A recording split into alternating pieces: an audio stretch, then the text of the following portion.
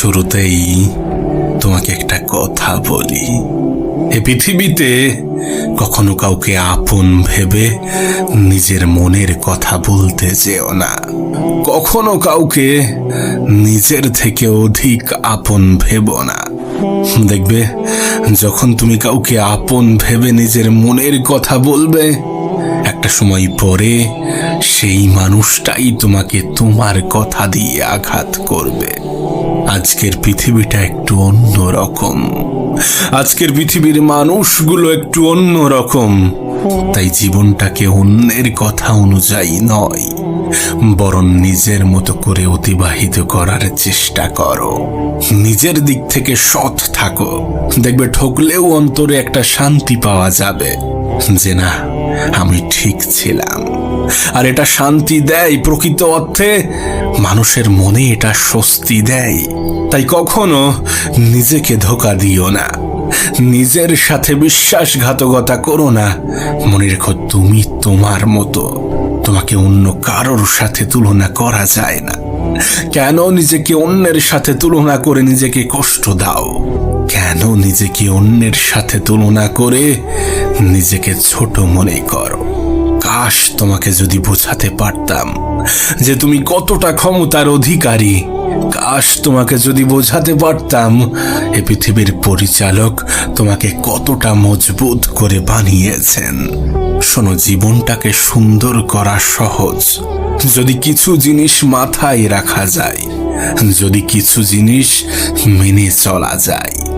যেমন ব্যয় করো আয় বুঝে, শ্রবণ করো মন দিয়ে, তর্ক করো যুক্তির সাথে, সাহায্য করো আন্তরিকভাবে, বন্ধুত্ব করো যাচাই করে, ব্যবসা করো সততার সাথে, বিশ্বাস করো মনে প্রাণে, দান করো মুক্ত হস্তে, বাড়ি করো পরিবেশ দেখে, সংকল্প করো দৃঢ় চিত্তে, বিচার করো সঠিকভাবে, চলাফেরা করো সতর্কভাবে, অপেক্ষা করো ধৈর্যের সাথে, আর কামনা করো ভক্তি সহকারে। আচ্ছা, তোমার কি মনে হয় তোমার জীবনের সমস্যাগুলো, তোমার জীবনের ঘাটতিগুলো কি কোনো মানুষ মেটাতে পারবে? কোনো মানুষ পূরণ করতে পারবে? তাহলে তার কাছে বলো না যে এগুলো পূরণ করতে সক্ষম, যে সমস্ত ক্ষমতার অধিকারী।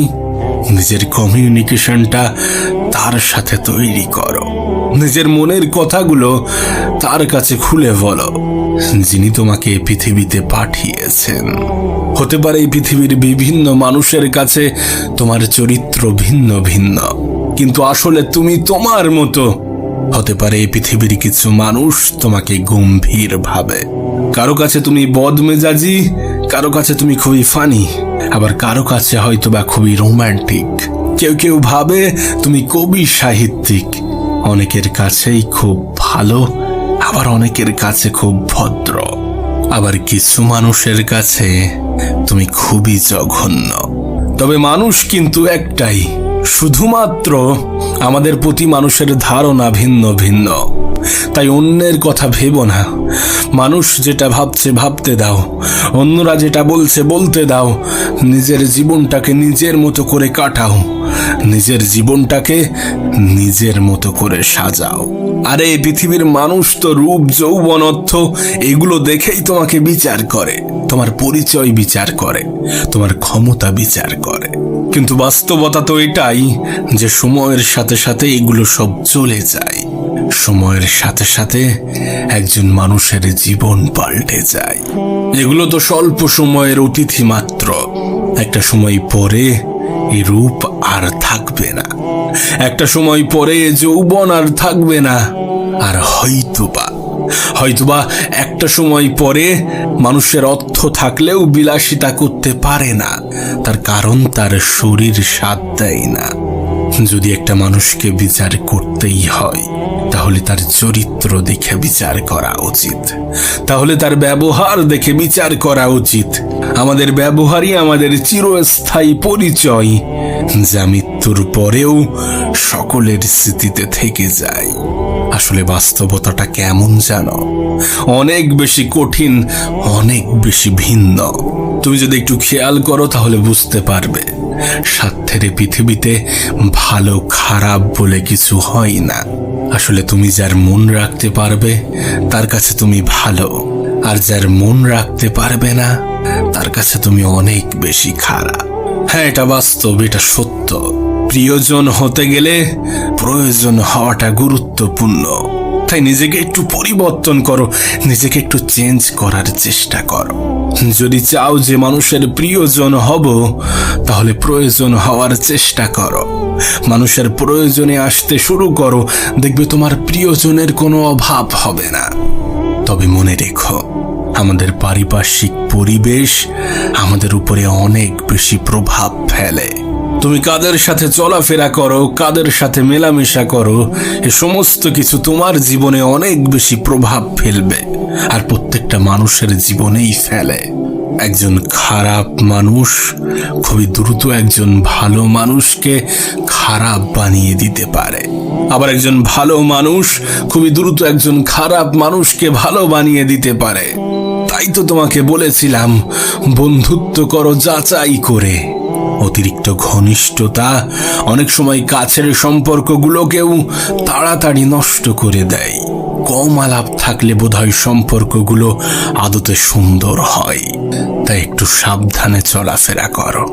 না, তোমাকে ভয় দেখাচ্ছি না, তোমাকে তো সাবধান করছি, কারণ আজকের দিনে মানুষ চেনা অনেক বেশি কঠিন। হয়তোবা শুনতে এটা খারাপ লাগে, কিন্তু তুমি দেখবে প্রত্যেকটা ক্যাটাগরিতে, প্রত্যেকটা স্থানে তুমি কোনো না কোনো দালাল খুঁজে পাবে। আর আমি তো এটাও শুনেছি যে অনেকে টাকা পয়সা নিয়ে তারপরে ঠকিয়ে চলে যায়। নিউজ চ্যানেল বলো বা নিউজ পেপার, তুমি যেখানে যাবে সব সময় নেগেটিভ খবরই খুঁজে পাবে। তাই তো তোমাকে বলছি, একটু সাবধান থাকো। সর্বদা নিজের জীবনটাকে নিজের মতো করে অতিবাহিত করো। তবে এত খারাপের মধ্যেও নিশ্চয়ই ভালো কিছু আছে, ভালো কিছু জিনিসের অস্তিত্ব আছে। যদি না থাকতো তাহলে সৃষ্টিকর্তা জান্নাত বানাতেন না। এটা তো তোমার উপরে নির্ভর করছে, তুমি কোনটা গ্রহণ করবে, তুমি কোনটা অ্যাকসেপ্ট করবে, কোনটা নিজের জীবনে প্রয়োগ করবে। কারণ এত কিছুর পরেও জীবনটা তোমার, আর এটা কখনোই ভুলে যাওয়া উচিত নয়। প্রিয় ভাই আমার, ছোট্ট বোনটি আমার, শোনো, তোমাকে বলি, কাউকে তার যোগ্যতার চেয়ে অতিরিক্ত গুরুত্ব দিও না, কাউকে তার যোগ্যতার চেয়ে অতিরিক্ত সম্মান দিও না, সম্মান করো না। কাউকে তার যোগ্যতার চেয়ে অনেক বেশি প্রাধান্য দিও না। যদি হঠাৎ করে কেউ তোমার সাথে কথা বলা বন্ধ করে দেয়, তাহলে বুঝে নিও হয় তোমার কথা তার মনে লেগেছে, নয়তো তার মন অন্য কোথাও লেগেছে। তাই এটা খেয়াল রেখো, কোথায় তোমার সময়টাকে ইনভেস্ট করছো, কোথায় তুমি তোমার জীবনের মূল্যবান সময়টাকে ব্যয় করছো, এটা খেয়াল রেখো। কারণ এই সময় তো সবকিছু। এই সময়ের সঠিক ব্যবহারই তো মানুষকে সুন্দর করে তোলে, আর এই সময়ের অপব্যবহারই তো মানুষের ধ্বংসের কারণ হয়। তাই এটা খেয়াল রেখো, তুমি তোমার সময়টাকে কোথায় ব্যয় করছো। আমি জানি না তোমার জীবনের উদ্দেশ্য কি, আমি জানি না তুমি আগামীতে কি চাও, তোমার জীবন নিয়ে তোমার চিন্তা ভাবনা কেমন। তবে তোমার কাছে একটা অনুরোধ করব, পারলে কিছু অসহায় মানুষের পাশে দাঁড়ানোর